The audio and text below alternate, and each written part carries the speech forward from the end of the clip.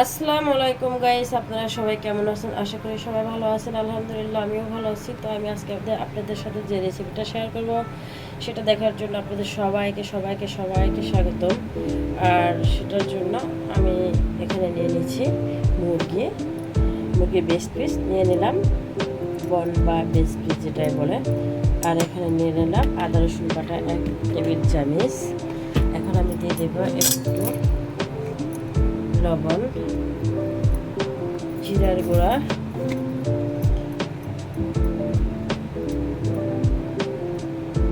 ভিডিওটি প্রথম থেকে শেষ পর্যন্ত দেখবেন, সবার অনুরোধ রইল। দিয়ে দিলাম মরিচের গুঁড়া। এখানে আমি দিয়ে দিলাম টমেটো সস। এখানে আমি দিয়ে দিলাম অল্প একটু কালো গোলমরিচের গুঁড়া। এবার এটাকে আমি মাখাই নেব, মিশিয়ে নেব ময়দাটা দিয়ে। তো চিকেনটা আমি বাটার দিয়ে ভেজে নিচ্ছি।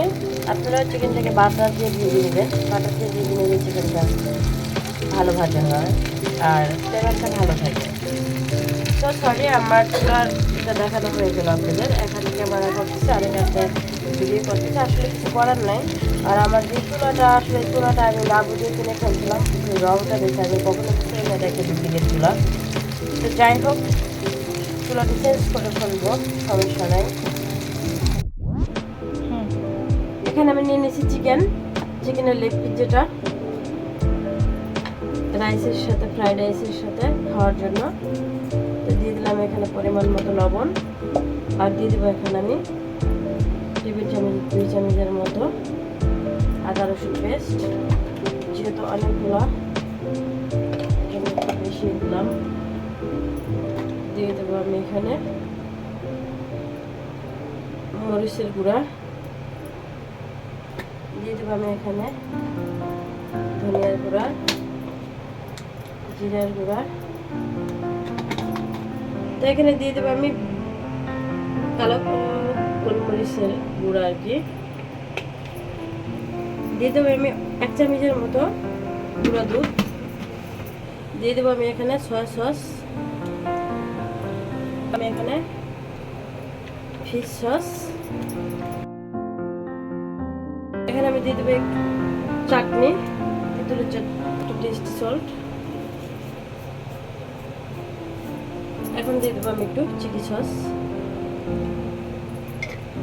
আমি একটু হোয়াইট পাউডার।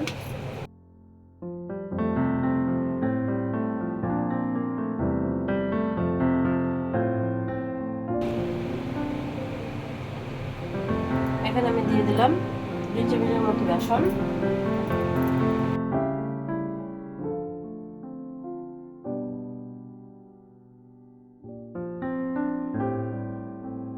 তো গাইস, এবার আমি ফ্রাইড রাইসটা পাকাই নিব।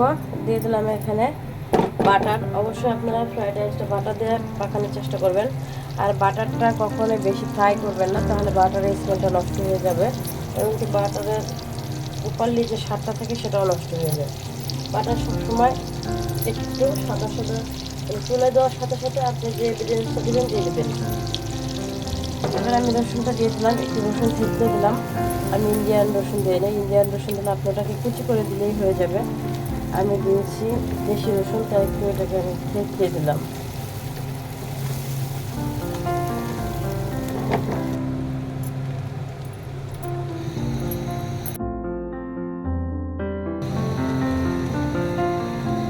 এই তো আমি এখানে 4টে ডিম ভেঙে নিয়েছি। ডিমটা আমি বাটারের মাঝে ভেজে নিব।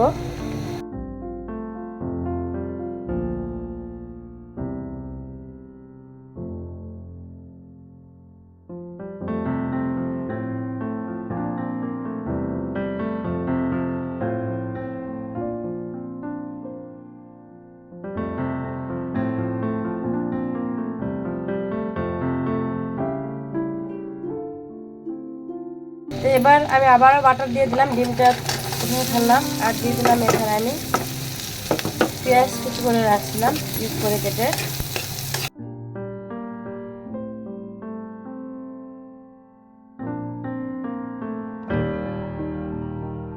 এখানে আমি কাঁচামরিচ কুচি করে নিয়েছি একটা কাঁচামরিচ কুচি দেবো, যেহেতু বাচ্চারা খাবে, ঝাল খেতে পারবে না। এখানে আমি গাজর কুচি করে নিয়েছিলাম, গাজর কুচিটা আগে দিয়ে দেবো।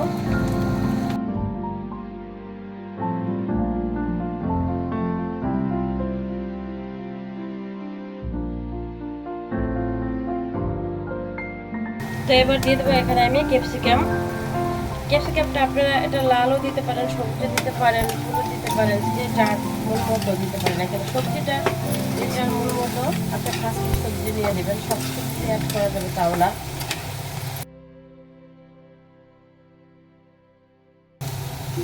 এখানে আমি দিয়ে দেবো একটু গোলমরিচের গুঁড়া। আমি এখানে চিকেন ভেজে রাখছিলাম, চিকেন ভাজাটা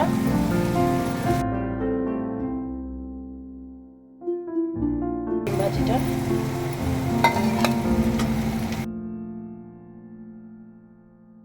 রাইসটা আমি গতকালকে রান্না করে ফ্রিজে রেখে দিয়েছিলাম। আর আপনারা সবাই জানেন ফ্রাইড রাইস বানানোর জন্য আপনাদের এটা ফ্রিজে রেখে দেন একদিন আগে, সবথেকে যেটা বেশি বেটার হয়, ভালো হয়।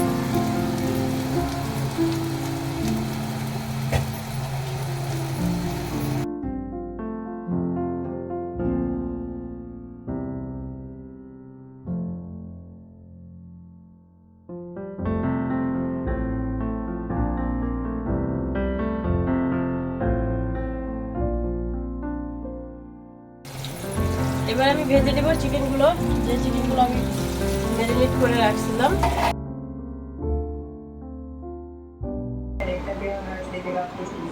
তো গাইস, বানিয়ে নিলাম ফ্রাইড রাইস আর চিকেন ফ্রাইটা একটু কড়া করে ভেজেছি, যেহেতু আমরা বাসায় খাবো, এটা একটু কড়া করে ভাজলে খেতে ভালো লাগে, বাট এর জন্য আমরা একটু কড়া করে ভেজে নিলাম। তো কেমন লাগতেছে আপনাদের কাছে? যদি ভালো লাগে আপনাদের পেজে অবশ্যই শেয়ার দিয়ে দিবেন। আর যারা আমার ইউটিউব চ্যানেলের ফ্রেন্ড আছেন তারা আমাকে অবশ্যই সাবস্ক্রাইব করবেন।